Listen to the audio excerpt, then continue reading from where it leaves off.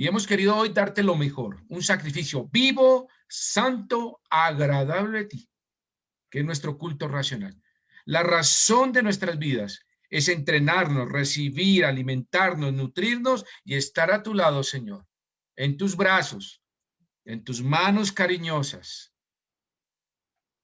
Señor, si no buscamos la vida eterna, ¿qué será de nosotros, Señor? Permítenos esta mañana abrir nuestro corazón y que tu palabra sea de ánimo, como cantamos en el himno. Tu palabra es fuente para mí, de ánimo y de alegría. Lo pedimos en Cristo Jesús. Amén y amén. Muy bien, esta mañana hablamos de doctrina de Cristo, al hablar de las manos del Maestro, manos maravillosas. Las manos que sus heridas algún día veremos. Pero ahora vamos a hablar de doctrina de la iglesia.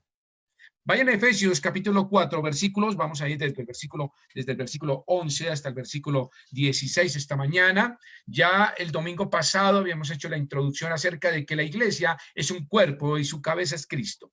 Y como cuerpo nos unimos por las coyunturas y es el amor de Cristo que nos une y nos permite ser un cuerpo creciendo. La escritura dice que la iglesia, nosotros los llamados afuera, somos piedritas, es decir, somos petros, pequeñas piedras, pero la roca, Petra, es Jesucristo. Por eso el Señor dijo, y sobre esta roca edificaré mi iglesia. Es sobre Jesucristo que edificaremos la iglesia. La iglesia, el Señor añade cada día a los que han de ser salvos. La iglesia la edifica y pone esas piedritas en el lugar correcto como arquitecto perito para que la iglesia vaya creciendo como un cuerpo bien organizado, unido por las coyunturas, de tal manera que sea un organismo vivo. Pablo compara a la iglesia como un cuerpo, una cabeza que es Cristo y nosotros unidos como miembros, cada uno con una función y unos dones y talentos que Dios nos ha dado. Hasta ahí habíamos visto. Ya hemos visto que el Señor edifica nuestra casa. Si Jehová no edificara en nuestra casa, en vano trabajan los que la edifican. La Escritura nos invita a edificar nuestras vidas sobre la roca que es Cristo. Y también la Escritura nos invita que la iglesia será edificada sobre Jesucristo. Teniendo esto en mente y este pequeño resumen, vimos el primer punto en cuanto yo cómo puedo edificar mi iglesia. ¿Cómo puedo edificar la iglesia Bautista Valle Josafat? Nosotros como piedras vivas tenemos que estar en un lugar específico local. Lo dice la escritura, hay iglesias locales y la iglesia universal. La iglesia universal serán todos los salvos de todos los tiempos que cuando Cristo vuelva en las nubes seremos reunidos con él y veremos las manos del maestro. Pero mientras que estemos aquí, antes de ese suceso del rapto de la iglesia universal, tenemos una responsabilidad con la iglesia local. Pastor, ¿cómo puedo edificar mi iglesia? ¿Cómo puedo hacer de mi iglesia Bautista Valle Josafat una mejor iglesia? Eso es una responsabilidad. Tenemos que hacerlo. El Señor nos dice, y si ustedes miran los versículos anteriores de Efesios 11, la responsabilidad recae sobre los líderes, pastores, maestros de escuela dominical. Dice así, y él mismo constituyó a unos apóstoles, a otros profetas, a otros evangelistas y a otros pastores y maestros. ¿Para qué? Tenemos una responsabilidad. A fin, versículo 12 del capítulo 4, a fin de perfeccionar, es decir, madurar, entrenar, equipar, ¿a quién? A los santos, a cada uno de los que están conectados hoy conmigo. Entonces, los que son salvos son santos con una responsabilidad de perfeccionarlos para la obra del ministerio. Entonces, usted y yo tenemos una responsabilidad. Yo como pastor tengo la responsabilidad con el don que el Señor ha puesto en la iglesia, el don de pastor, el de perfeccionar a los santos, madurarlos, entrenarlos, edificarlos, alimentarlos, darles de la palabra de Dios, para que ustedes hagan la obra del ministerio para la edificación del cuerpo de Cristo. Entonces, ven ese versículo, todos tenemos la responsabilidad. Por eso no podemos ser ajenos. No, y lo digo con todo el cariño y respeto. Yo solo me conecto, pero no me interesa más de la iglesia. Está en un error bíblico. La Biblia dice que el que sabe hacer lo bueno y no lo hace, le es ¿qué? Pecado.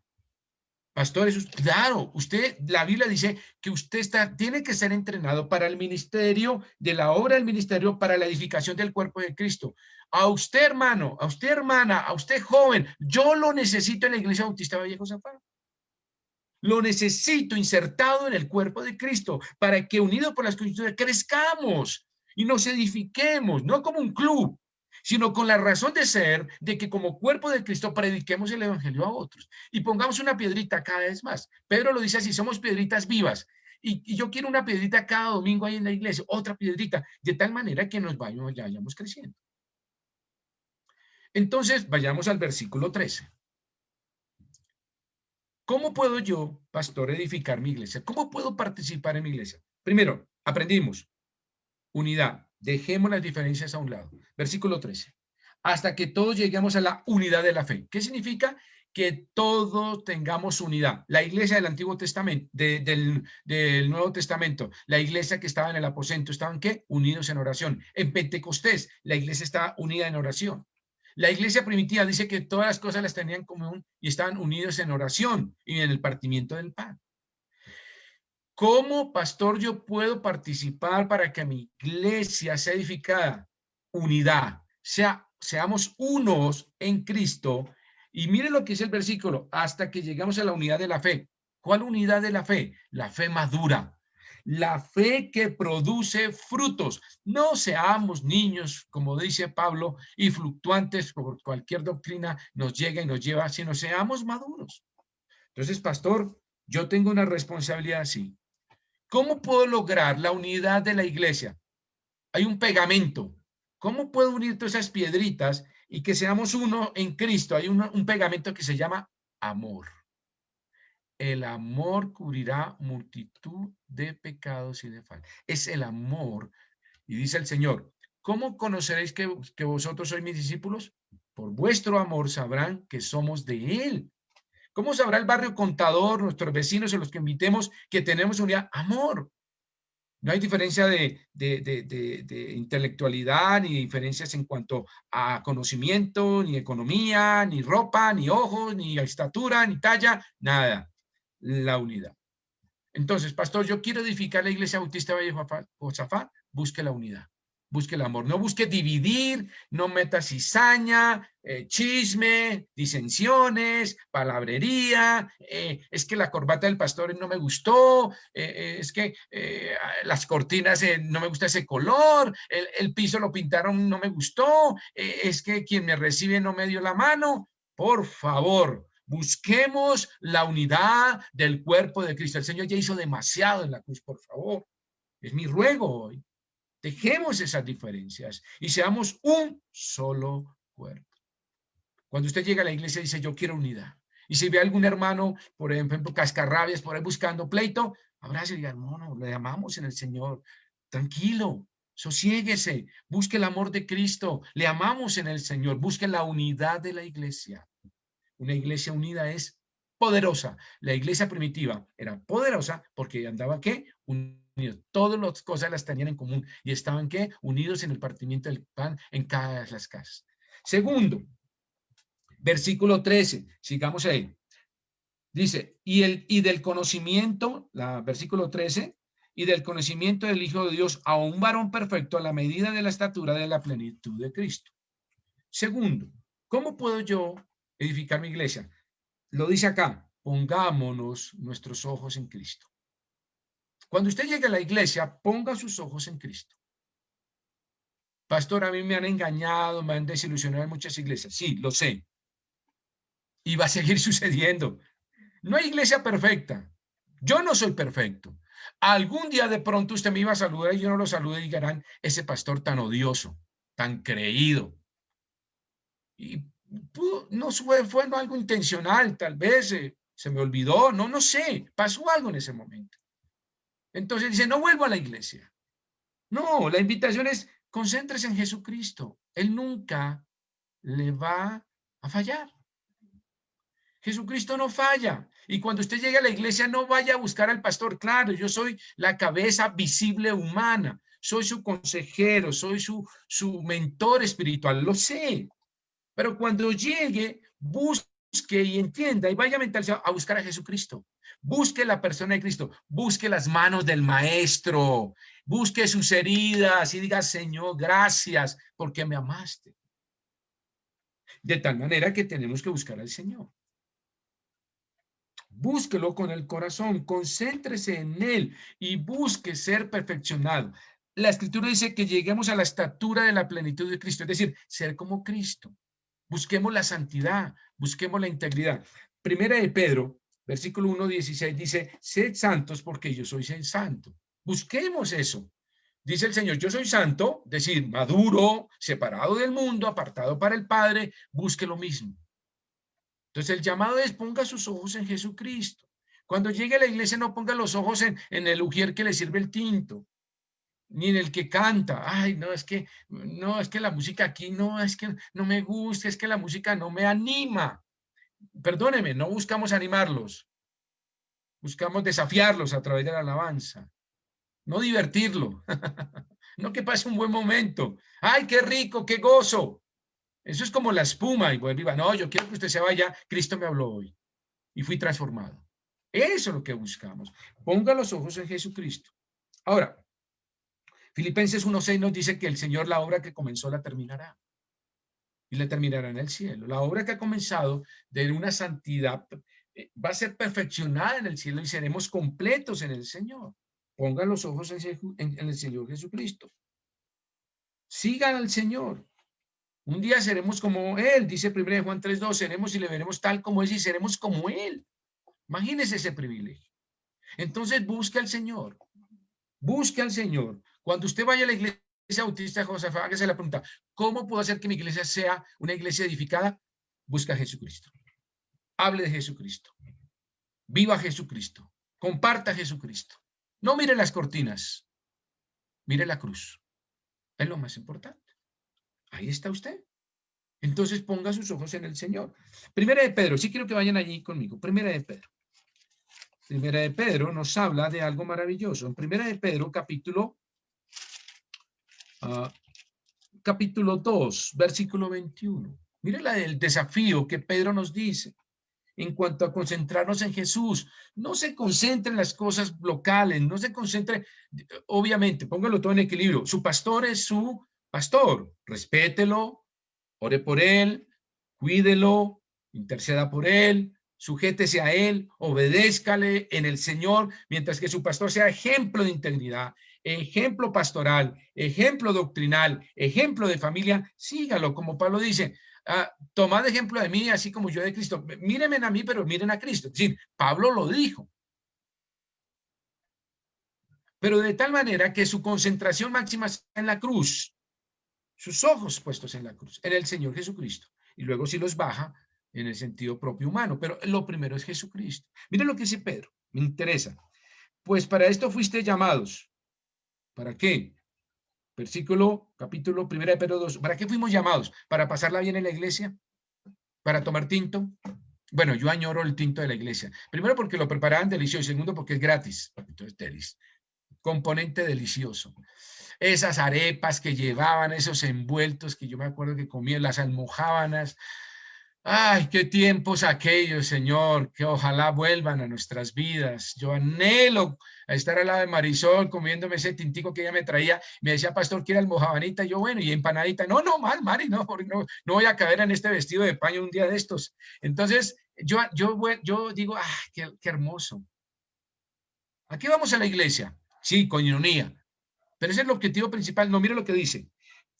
Para esto fuiste llamados, porque también Cristo padeció por nosotros, dejándonos ¿qué? Ejemplo para que sigáis sus pisadas.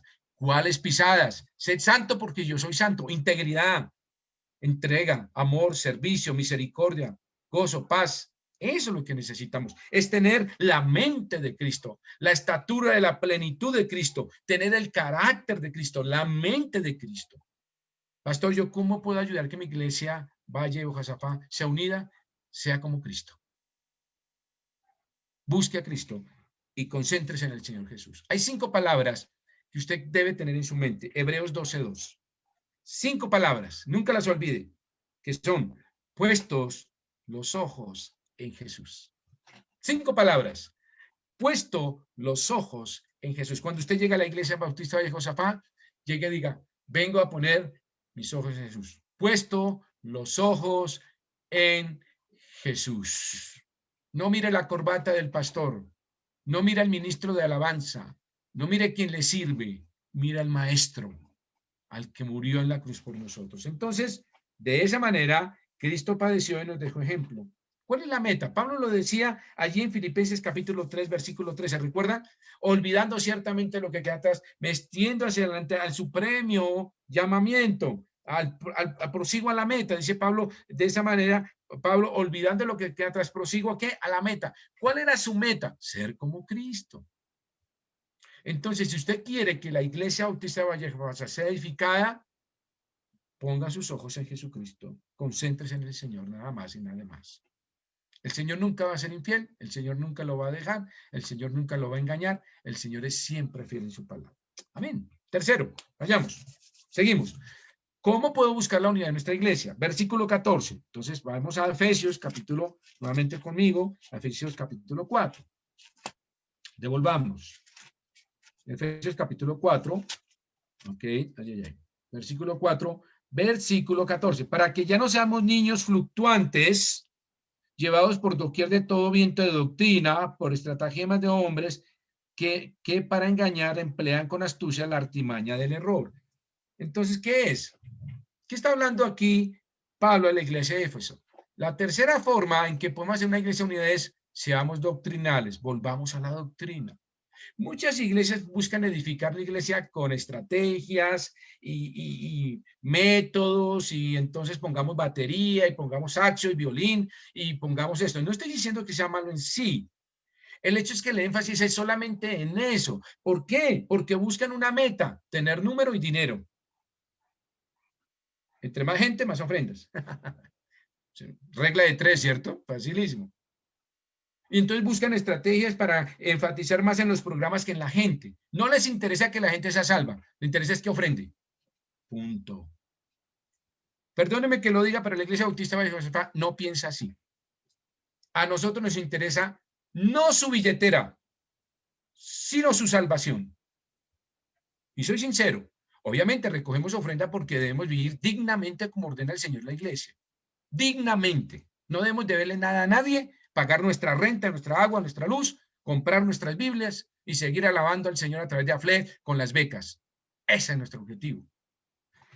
Pero muchos buscan programas que hacen más énfasis en sus programas y en sus cosas que más en la gente, y buscan más divertir, distraer, emocionar, o buscar prosperidad, o hacer énfasis en mi futuro. ¿Y qué tiene el Señor para mí? ¿Me pueden decir qué va a pasar en 2, 3 años? Y buscan eso. Dice la escritura en 2 de Timoteo capítulo 4 que muchos tendrán comezón. Me gusta ese versículo. Vayan conmigo a 2 de Timoteo 2:4. Ahí tenemos un problema serio. Porque edificar la iglesia sobre programas es edificarla sobre la arena. Tenemos que edificarla sobre Cristo. 2 de Timoteo, miren lo que dice.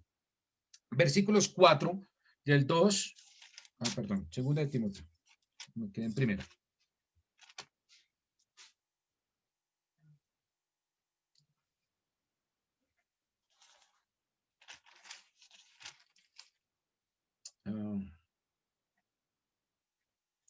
Me perdí acá. Qué pena con usted. 2 de Timoteo.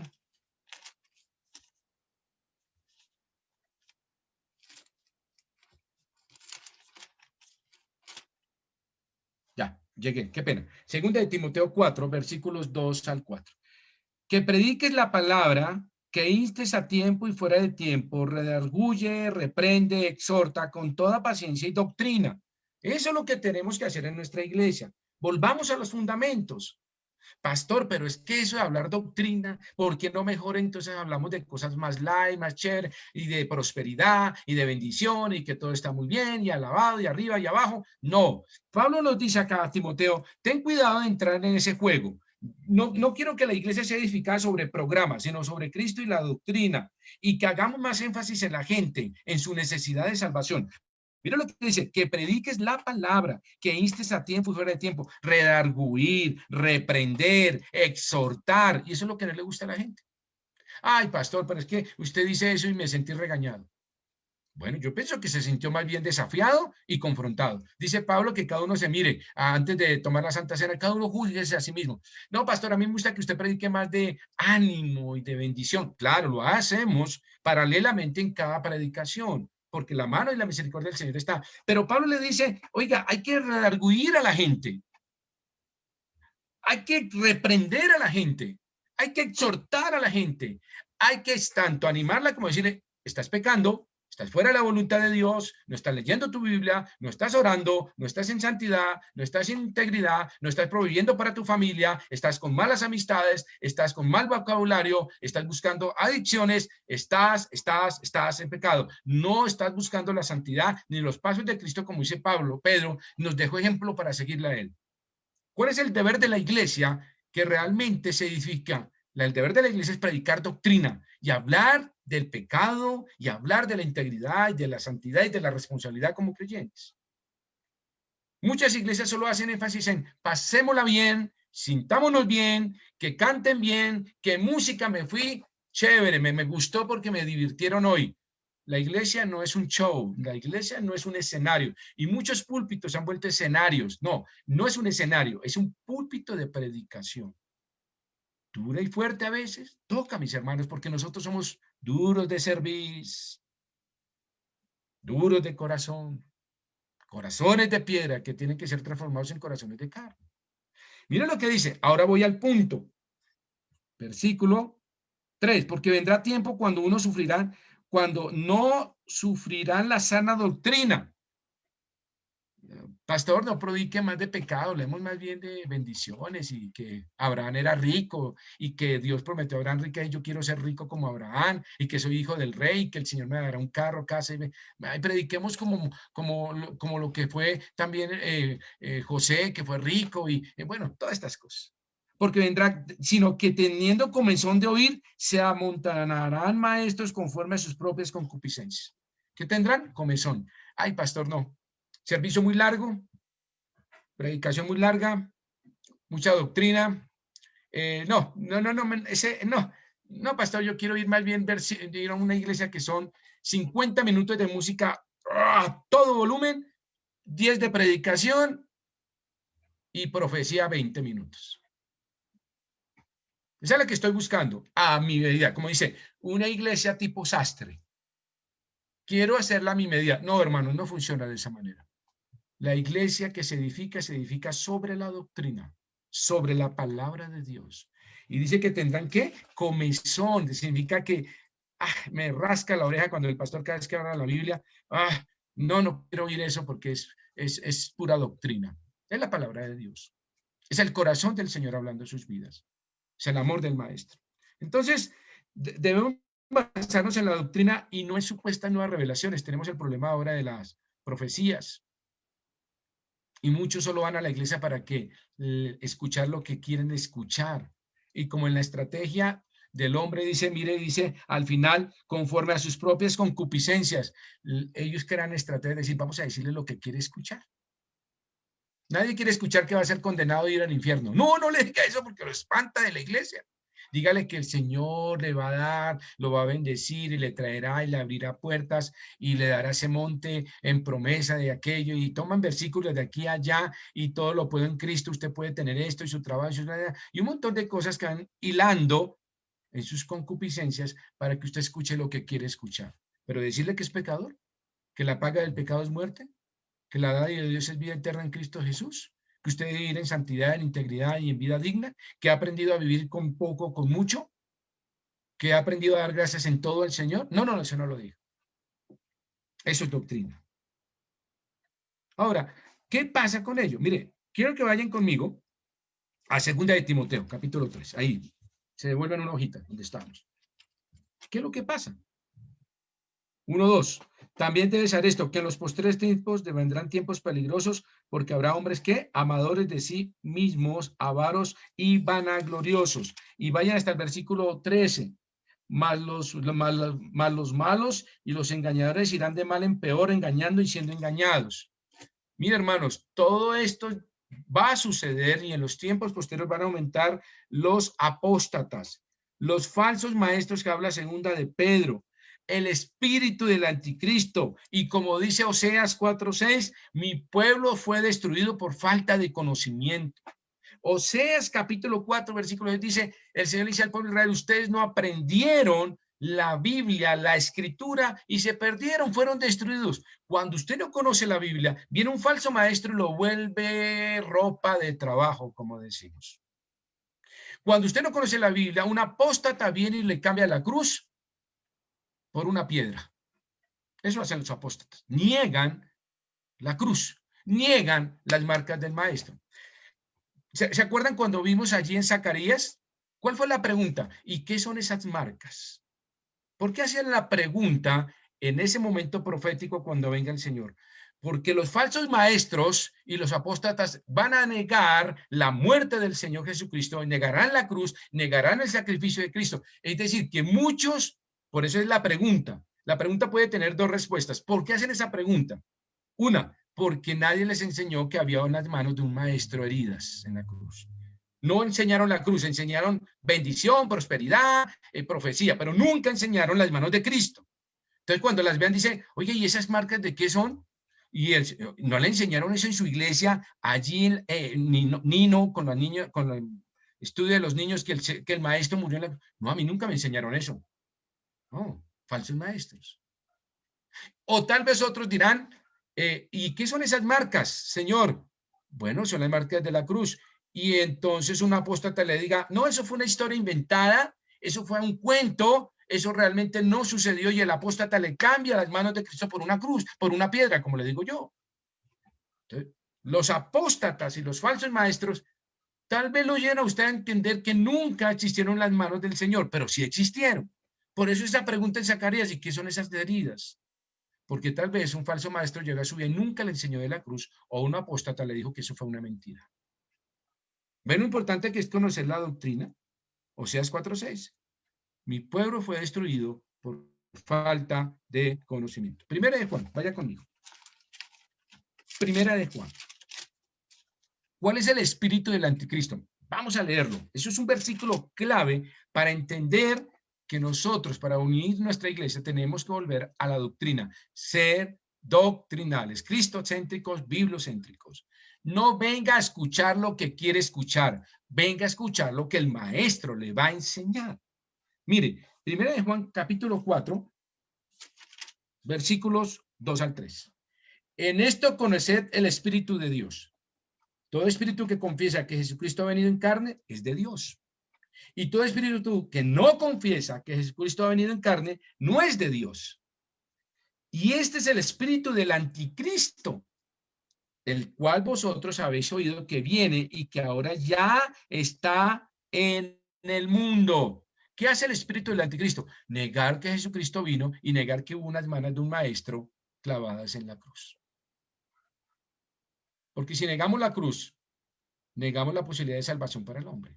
Eso hace el espíritu del anticristo. Entonces creemos más en las piedras, en las rocas, creemos en lo etéreo, en lo astronómico, en las estrellas, en las constelaciones, creemos en sí mismo, autosuperación, el autoyo, el reinventarme, el ser yo, el creador y dueño de mi vida, el que me guía, el que me entiende, el que me llevo, el que me sube, el que me supero.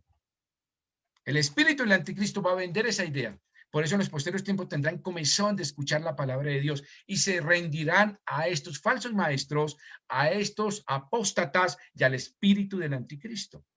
Y eso ya está claro. Salga usted nomás y métase por el internet cuántas iglesias encuentra que solo predican cosas negando la persona de Cristo y su muerte y sus manos horadadas, como el Salmo 22. ¿Cuántos de ustedes habían leído Zacarías capítulo 3? ¿Cuántos habían leído Salmo 22 en reflexión de las manos del maestro? Doctrina de Cristo. Y los falsos maestros no lo enseñan. Muy bien. Entonces, Pablo, ¿cómo podemos combatir esas falsas creencias, esos falsos maestros, esos apóstatas de la fe? ¿Cómo podemos combatir el espíritu del anticristo? Vayan conmigo a 2 de Timoteo capítulo 3. Míralo. 2 de Timoteo capítulo 3.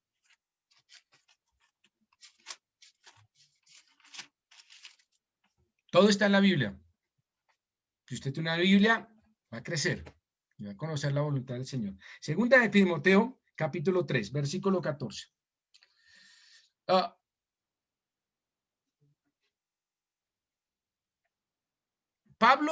Cuando Pablo le escribe a Timoteo, el mismo fenómeno que estamos viendo sucedía allí. Recuerde que estamos en la época romana con influencia griega. Los griegos tuvieron muchos dioses y fueron heredados de los celtas, y luego de los celtas pasaron a los griegos hicieron una mezcla entre celtas y parte de los antiguos caldeos, y luego fusionan esos dioses griegos como, se me fue el nombre, el dios griego que es, Daniel, ayúdame, Zeus, Poseidón, gracias. Y esos dioses los traen a los romanos. En ese momento, Pablo le dice a Timoteo, tenemos un problema, estamos llenos de apóstatas que niegan la cruz, falsos maestros que enseñan otra doctrina y no nos quieren escuchar. ¿Cómo vamos a combatirlos? No, vamos a sacar unos carteles diciendo cambien de parecer o les vamos a invitar y darles un chocolate. Estrategia. Pablo dice, no, la iglesia no se edifica de esa manera. No vamos a hacer énfasis en programas, sino en la gente. No vamos a divertirlos y a distraerlos. Vamos a confrontarles en qué deben que hacer para la vida eterna. Y miren lo que le dice Pablo a Timoteo, versículo 14. Pero persiste tú en lo que has aprendido. ¿Qué? Y te persuadiste sabiendo que de quién has aprendido. Y que desde la niñez has sabido ¿qué? Las sagradas escrituras. Si usted tiene una Reina Valera, está en mayúscula. ¿Sí lo ve? Resalta la importancia porque es la palabra de Dios. Entonces, ¿cómo podemos combatir? Con la escritura. ¿Y cómo? Pues desde la niñez, aprendiéndola. Y dice, las cuales te pueden hacer sabio para la salvación por la fe que es en Cristo Jesús. Porque toda la escritura es inspirada por Dios y útil. Útil. ¿Para qué? Para enseñar, para redarguir, para corregir, para destruir injusticia, a fin de que el hombre de Dios sea ¿qué? Perfecto, maduro, enteramente preparado y equipado para toda buena obra. Pastor, ¿cómo vamos a combatir los falsos maestros? Con la escritura, con AFLEP, con su asistencia a la iglesia, leyendo su Biblia, haciendo un estudio devocional concienzudo y maduro, tomando un libro de referencia para estudio bíblico, pero siempre la Biblia es centro de estudio bíblico. Puede tener otros libros, la Biblia es irreemplazable, es el centro de estudio. Entonces, mírense cómo vamos a hacerlo, con la escritura. Vamos al cuarto elemento que nos permite que nuestra iglesia madure o sea edificada en el Señor. Versículo 15, vayamos nuevamente a Efesios, por favor, Efesios. Estamos aprendiendo doctrina de la iglesia y cómo yo puedo edificar mi iglesia bautista Valle de Josafat. ¿Cómo puedo hacerlo, pastor? Ya hemos visto 3 elementos acá. Muy bien, vayan conmigo nuevamente a Efesios capítulo 4. Vamos para el cuarto elemento. Cuarto principio. Efesios capítulo 4, versículos conmigo 15 y 16. Sino que siguiendo la verdad en amor, crezcamos en todo en aquel que es la cabeza, esto es en Cristo. Sino que siguiendo la verdad en amor. Esto tiene 2 significados muy interesantes. La escritura siempre tiene una sola interpretación, pero muchas aplicaciones espirituales. Aquí hagamos 2.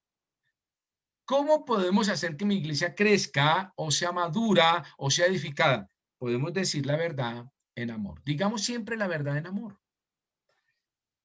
Por ejemplo, para las parejas, cuando algo sucede en la vida matrimonial, hay que decir la verdad en amor.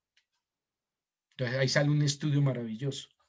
Pastor, ¿yo cómo le digo a mi esposo y cómo le confronto su pecado? Dígale la verdad en amor. Pastor, ¿cómo le digo a mi esposa que está fuera de la voluntad de Dios? Dígale la verdad en amor. De esa manera hay que hacerlo. Pero ¿cómo lo aplicamos a la iglesia? ¿Cómo podemos aplicar cuál verdad? Bueno, la verdad que está hablando aquí es la verdad del evangelio. Y nosotros tenemos que decirle a la gente la verdad, que es pecadora, que la paga del pecado es muerte, que estamos separados de Dios y somos enemigos de Él, que somos hijos de ira, que si no hemos recibido a Cristo, nuestro Padre es el diablo, así lo ha dicho la Escritura y lo dice el Señor. Que no hay otra manera de llegar al cielo sino por medio de Jesucristo. Yo soy el camino, la verdad y la vida. Nadie viene al Padre sino por mí. Enseñarles y decirles la verdad que no son las obras, ni son mis buenas intenciones, ni el ser buena persona, ni el dar a otros, me llevan al cielo. Tenemos que aprender a decirle la verdad a la gente que hay un pecado en nuestras vidas. Ah, pero yo no robo ni mato. No estamos hablando de los macros, sino de cualquier pecado. Unos son mucho más fuertes que otros, lo entiendo. Pero la mentira puede llevar a muchas consecuencias en nuestras vidas. El chisme, la ira, el mal vocabulario, las malas amistades. Entonces podemos decir aquí, ¿podemos decirle la verdad a la gente? Sí, recordarle que es pecadora y que hay una condenación. ¿Tenemos que decirle la verdad? Sí, que hay un infierno. Muchas iglesias no hablan del infierno porque lo he escuchado, que alguna vez me dijeron, pastor, no diga la palabra infierno porque la gente se va de la iglesia, no les gusta escuchar eso. Le dije, pero si ustedes miran o estudien un poquito los evangelios, el Señor Jesucristo habló más del infierno que del cielo. Léanlo, porque es necesario hablar la verdad. Pastor, pero si les decimos eso, no entrarán en pánico. No, tendrán que recordar como el rico Epulón, cuando el Señor escribe esto entre Lázaro, dice que el rico dijo, oh sí, a mí me dijeron de esto, lo supe, pero nunca entendí que tenía que hacer lo propio. Señor, le dice a Lázaro y en el seno Abraham, dile que por favor yo tengo una familia, manda a Lázaro a alguien para que les diga que no vengan acá, que no cometan mi error. ¿Y qué le da la respuesta? Para eso tienen al pastor, la escritura, la iglesia, que lo escuchen a ellos. Tenemos que decirle a la gente que hay un infierno y que vamos a tener conciencia y vamos a tener memoria y vamos a tener remordimiento allí, ya no arrepentimiento, ya no hay vuelta atrás. Tenemos que hablar que hay un cielo glorioso ganado por Cristo en la cruz para nosotros, pero también hay un infierno para aquellos que niegan la cruz, que no aman las manos del Maestro y que no le quieren recibir y someter su vida en servidumbre de amor al Maestro, a nuestro amado Salvador. Y esa verdad tiene que ir ¿con qué? Con amor. Recuerdo tiempo atrás que había una palabra que se llama impío. ¿Recuerda? Está en los Salmos y en Proverbios. Los impíos. Esa es una palabra que no entienden las personas que no tienen a Cristo, que no conocen el camino de salvación. Nunca la usen. Porque para ellos suena como una gran ofensa. Como una discriminación. Diga la verdad, pero en amor. No use la Biblia como un garrote. Cójale y empieza a darle usted golpes y golpes y golpes. Usted es un pecador miserable, trapo de inmundicia, impío. Usted es un duro de servicio, un burro. Claro, trancado por dentro y cerrado y perdida la llave, miserable. Y dele. ¿Qué hace la gente? Ah, estoy muy cansona, muy cansón. No me hable más. Usted se va a quemar en el infierno, las patas le van a arder. ¿No han escuchado frases como esas? Ojalá se queme allá en el caldero con el diablo y arda por la... Tenemos que decir la verdad, pero en amor. Pablo nos dice, podemos decir la verdad en amor. Volvamos a Efesios, dice, sino que siguiendo la verdad, siga la doctrina. Dice bien, en amor, crezcamos en todo aquel que las cabezas, que es de Cristo. Mire, presente a un Cristo amoroso, pero a un Cristo que juicio también va a tener juicio. Presente primero al Cristo de amor. Diga la verdad, pero dígala en amor. No use la Biblia como un garrote. Use la Biblia como la puerta de amor que Cristo dio a nuestras vidas. ¿Debemos confrontarnos en amor? Claro que sí. ¿Tenemos que traer nuevos creyentes? Claro que sí. Yo espero que cada domingo que lleguemos a la iglesia traigamos una piedrita más para edificar el cuerpo de Cristo y le dedicamos la verdad en amor.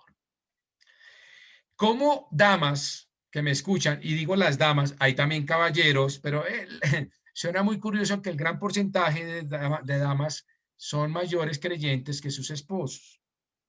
Como Pedro nos dice que las esposas pueden ganar a sus esposos.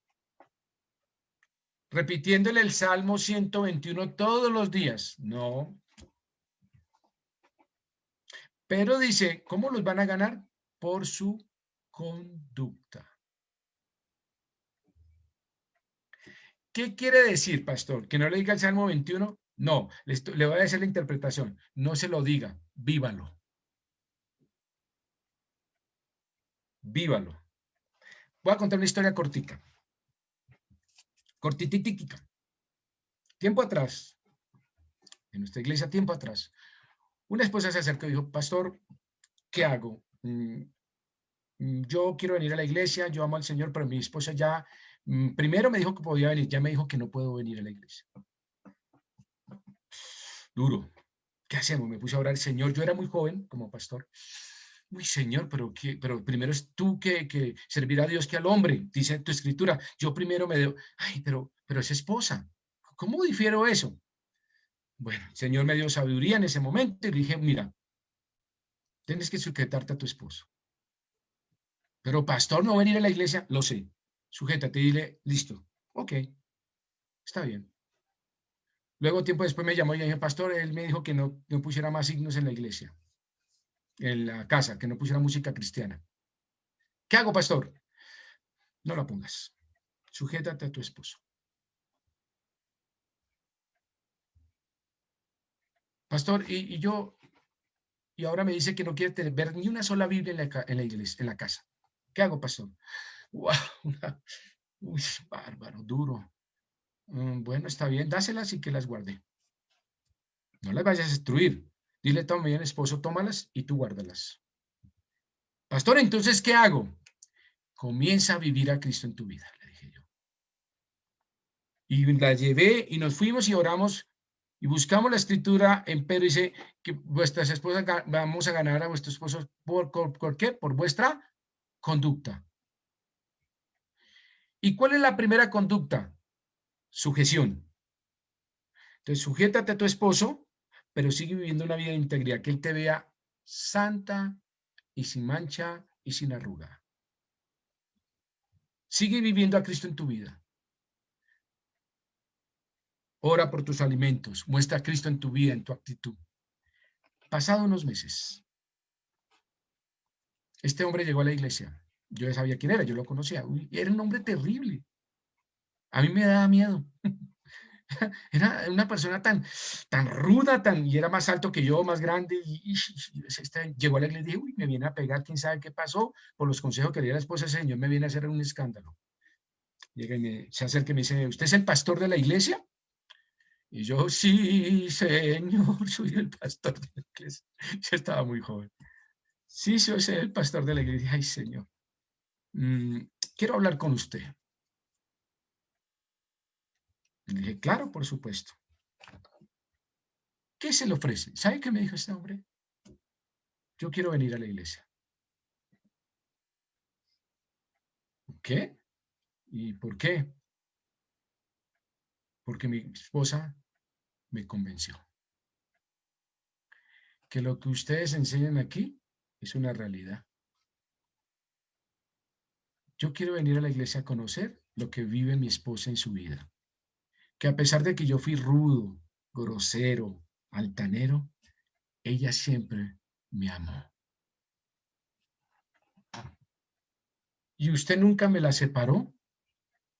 Yo escuché de ella que usted le dijo que se sujetara a mí a pesar de lo rudo y cruel que fuera, que me sujetara. ¿Recuerdan la historia de la esposa de David, que era Abigail, que antes era la esposa de...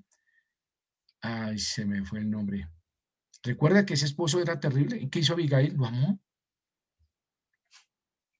Y yo le dije a esta señora, a esta esposa, le dije, comience a orar y dígale, Señor, ayúdame a amar a mi esposo. Ayúdame a sujetarme a mi esposo. Y su conducta casta le ganó para Cristo. Tiempo atrás, después me dijo, pastor, yo quiero que sea bautizado. Y unos meses después entró en un cáncer y murió.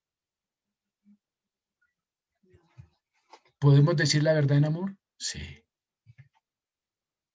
Es por vuestra conducta que ganaréis a vuestros esposos y esposas y a vuestros hijos.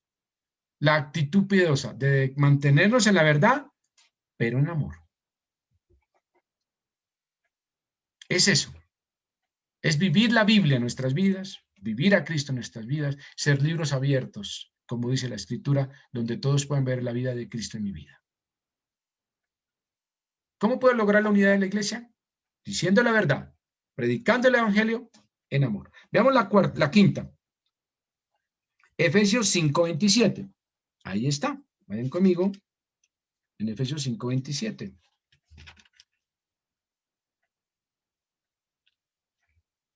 Dice, a fin de presentársela a sí mismo una iglesia gloriosa, que no tuviese mancha ni arruga, ni cosa semejante. ¿Cómo yo puedo mantener la unidad de mi iglesia?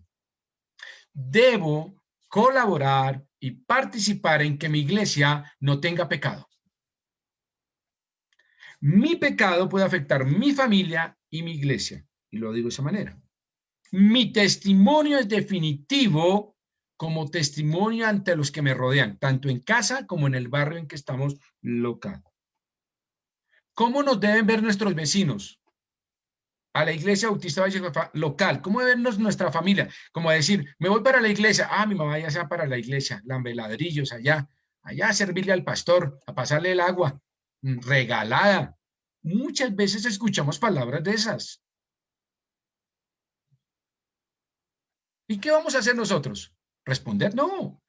Dice que debemos mantener nuestro testimonio para que nuestra iglesia se mantenga sin mancha y sin arruga. Significa que mi testimonio y mi servicio colabora en que la iglesia esté sin pecado y sin doblez, sin arruga doctrinal.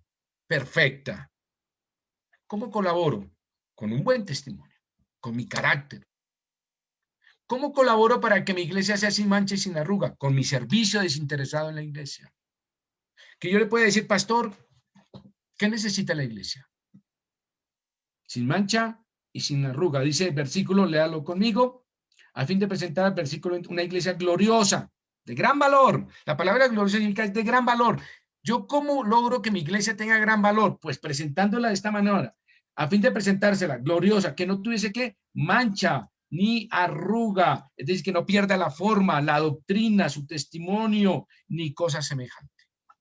¿Cómo colaboro que mi iglesia sea unida? Que yo, en mi testimonio, cuando me vean, digan, oiga, usted no es de la iglesia Bautista Valle de Josafat, sí, oiga, sí, lo reconocemos, usted es muy buena gente, usted es muy querido o muy querida, o su testimonio, oiga, ¿cuándo me invita a su iglesia? Sin mancha y sin arruga, sin doblez alguna. Y que usted puede decirle al pastor, ¿en qué puedo servir? ¿Qué dolencia tiene la iglesia? ¿Qué necesita la iglesia? ¿Cómo la puede hacer gloriosa? Que la iglesia, existe un Shekinah en el barrio Contador, en ese lugar se pose la gloria de Dios y los que pasen por el lado o nos vean a la distancia digan, ahí está Cristo, ahí está una iglesia sin mancha y sin arruga, como dice, gloriosa, una iglesia que es de gran valor por los que están allí, piedras vivas que son edificados en el amor de Cristo. Pastor, ¿en qué puedo servir para que mi iglesia sea gloriosa, sin mancha y sin arruga? Guarde su carácter, guarde su testimonio, trabaje por ella y pregúntele al pastor, pastor, ¿qué se necesita? ¿Qué hace falta? ¿Qué requiere la iglesia para mantenerse abierta? ¿Qué necesita la iglesia? ¿Qué necesita pagar, comprar, arreglar, pedir, solicitar, llevar, construir, edificar? Pastor, ¿qué más necesita? Hágase esa pregunta. ¿Cómo puedo edificar mi iglesia?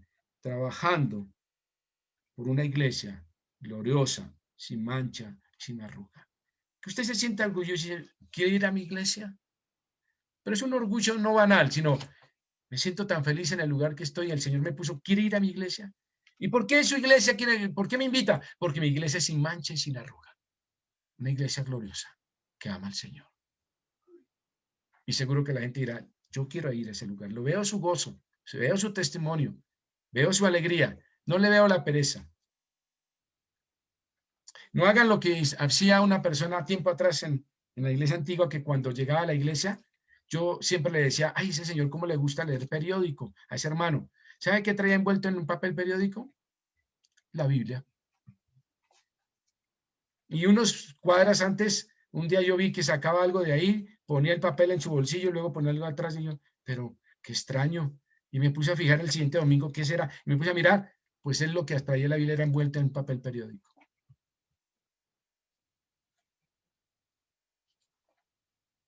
No se sentía feliz de su iglesia gloriosa. Tenemos que dar testimonio, decir, yo amo mi iglesia y no debo tener temor del lugar donde estoy. Última en esta mañana, Hebreos capítulo 10. Y esta sí que nos viene como anillo al dedo. Hebreos capítulo 10. Vamos a terminar esta mañana. Perfecto el tiempo. Vamos muy bien. Hebreos capítulo 10. Vamos a ver la última en esta mañana. Entonces hemos visto hasta aquí 5 principios bíblicos por la cual yo puedo edificar mi iglesia. 5 principios bíblicos que debo recordar en mi vida. Debo buscar la unidad de la iglesia. Debo buscar el ser como Cristo, poner mis ojos en el Señor. Debo buscar la Biblia como fundamento instructivo de mi vida y de la iglesia. Debo hablar de la verdad de Cristo en amor y debo trabajar por una iglesia sin mancha y sin arruga. Qué lindo que nos sentamos felices cuando digo, lo invito a mi iglesia Bautista Valle Josafat. Y la gente entra y diga, ay, qué linda, cómo está de limpia, cómo está organizada, la gente, qué amabilidad, el ujier fue muy gentil, los hermanos extendieron su mano, me saludaron. Yo siempre he dicho que la iglesia tiene que ser como un panal. Que cuando llegue la gente, todos como abejitas, caigamos encima de esa persona, ¿cierto? A saludarle, ¿cómo está? Bienvenido. Y no coger la Biblia bajo el brazo y salir con la cabeza arriba y, ¡ah! Yo soy más santo. Estoy más cerca del cielo. Pobre pecador el que llegó, ojalá se salve. Sino que nos despojemos de estas cosas y le digamos a la persona, bienvenida a la casa del Señor. Bienvenida a esta iglesia gloriosa, que es de gran valor para el Señor, porque nos amó hasta la muerte, muerte de cruz. Dígale del amor de Cristo en la verdad, verdad en amor.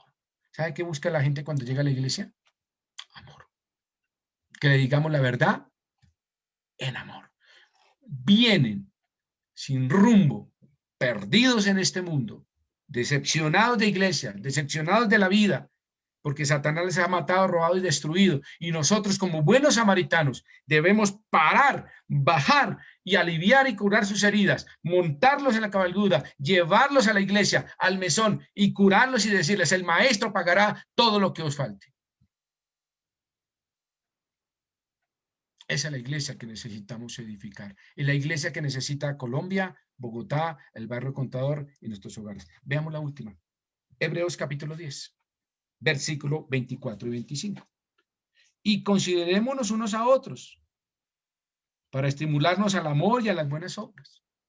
Dice el escritor de Hebreos, consideremos, edifiquémonos. Y viene lo contundente y lo que yo quiero, porque en épocas de pandemia, la pregunta es, ¿cómo va a ser la iglesia post-pandemia? ¿Cuántos volverán? ¿Cuántos querrán tener una iglesia gloriosa, sin mancha y sin arruga? ¿Cuántos la abandonarán? No al pastor. Yo voy a hacer una aclaración. Aquí, cuando usted se va a la iglesia, algunos dirán, ay, le voy a hacer el feo al pastor. Me voy y para que el pastor se sienta mal, perdóneme. Como dice la propaganda, está en el lugar equivocado. Usted no me está dejando a mí. Usted no me está abandonando a mí.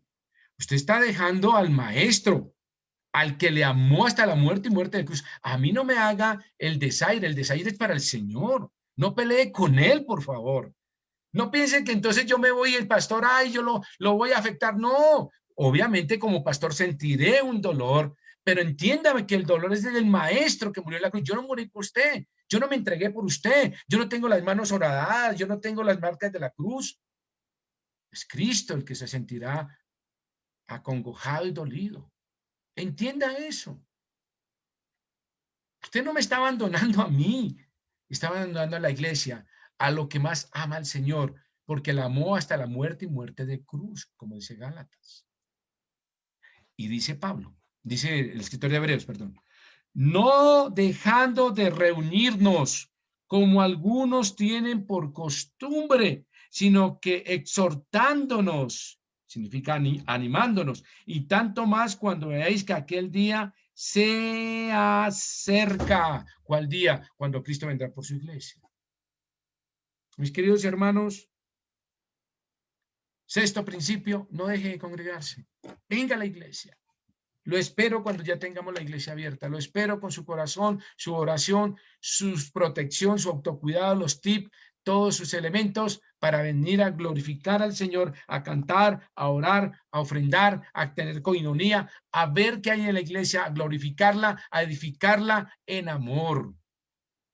Que el Señor nos permita entender de la gran responsabilidad que tenemos con su iglesia, la que Él edifica con piedras vivas, pero no podemos decir, ser indiferentes y saber que tenemos una responsabilidad de unidad, de poner los ojos en Jesús, el autor y consumador de nuestra fe, que debemos ser sólidos en la doctrina, que debemos decir la verdad en amor, que debemos tener una iglesia gloriosa, sin mancha y sin arruga. Es mi participación y mi responsabilidad que mi iglesia sea hermosa y que no me deje de congregar, como algunos tienen por costumbre.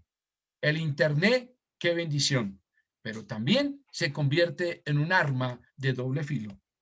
La pereza, la indiferencia y la comodidad nos puede llevar a alejar de la cruz. No dejemos de congregarnos. Esa es la forma de edificar la iglesia. Cuando yo vengo a la iglesia y oro por otro hermano, o canto con él, o le participo, sé de su necesidad, la coinonía maravillosa es lo que el Señor más amaba. Amado Padre, gracias, Señor, por esta mañana. Y yo ruego, Señor, que nos veas como iglesia, como un cuerpo. Si hay como iglesia en nosotros mancha y arruga, Señor, perdónanos. Límpianos.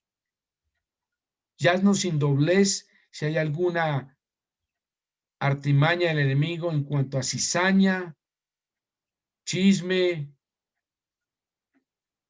desaliento, crítica, quítala, Señor. Y haznos de una iglesia gloriosa, de gran valor, de carácter para ti, Señor. Permíteme, Señor, la Escritura dice que tú edificas la iglesia, pero yo como piedra viva tengo una responsabilidad. Los santos preparados para el ministerio y edificación de la iglesia. Señor, gracias por esta mañana tan maravillosa. Gracias por tus manos. Gracias por tu sangre preciosa. Gracias por la alabanza. Y gracias, Señor, porque nos amas como iglesia. Nos preparamos, Señor, porque un día vendrás por ella. En un abrir y cerrar de ojos, seremos transformados. Y algunos serán ya resucitados. Y nos uniremos al coro celestial. A un glorioso canto eterno para ti, Señor. Señor, que esta mañana y esta semana pensemos en lo que hemos aprendido, en lo que tú nos has enseñado y nos has desafiado. Señor, que no nos volvamos de iglesia virtual, ajenos, distantes, sin ser dolientes, sino que yo llegue al lugar de la iglesia y sienta el dolor que tú tuviste por nosotros. Nos amaste hasta la muerte y muerte de cruz. Tú amas la iglesia, yo debo aprender a amar la iglesia que tú amaste, Señor. En Cristo Jesús lo pedimos. Amén y amén.